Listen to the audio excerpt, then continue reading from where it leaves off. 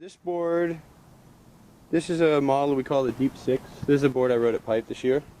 It's 5'11", and it's basically I was just trying to make a short board ride like a longer board. So I flattened the rocker, and I took the tail template basically from about here back is like a 6, I don't know, somewhere between a 6'8" and a 7'0", 6'10", something like that. So it's a pretty narrow tail.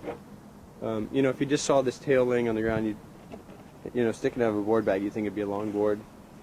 And then we just basically chopped the nose off, and then the rocker is flattened. It's a much straighter rocker overall.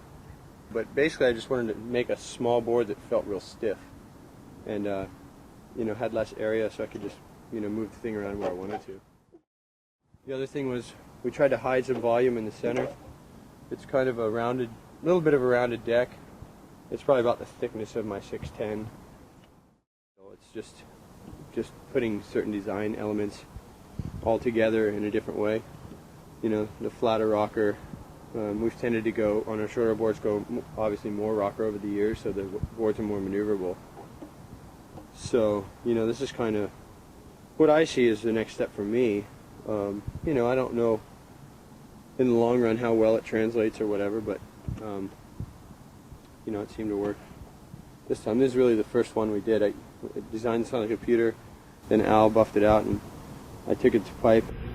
Reconfiguring volume, that's I guess my real interest right now is how do I make, and my dream was always to see someone like Kelly, because I'd sit at Pipeline and I'd watch him surfing, you know, and I'd look at all the waves that was going by that they were never able to get to with their surfboards, and I thought, oh, gosh, the guy was surfing on his feet, he could go all over the face, you know, and so it just makes sense to me that you know, using not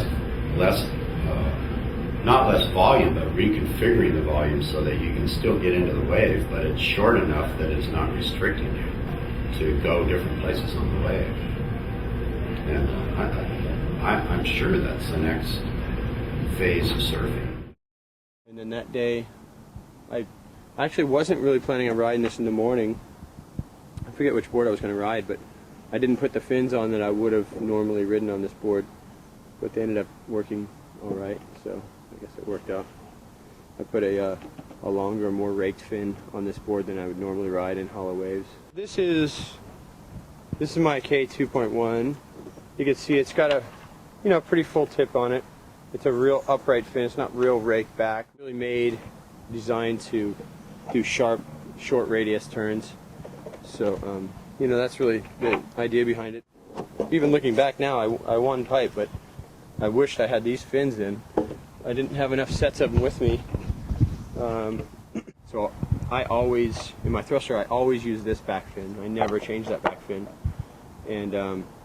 And then depending on if the waves are more of a long wall, I'll ride my K3s, which is a more raked fin. And if it's a beach break or a hollow wave, I'll use these, which is just a more upright, short radius turn. So that's really the whole idea behind you know, my designs of fins. And because I always use the same back fin, I'm used to the feeling what it's going to do when I do a turn, you know, when I release.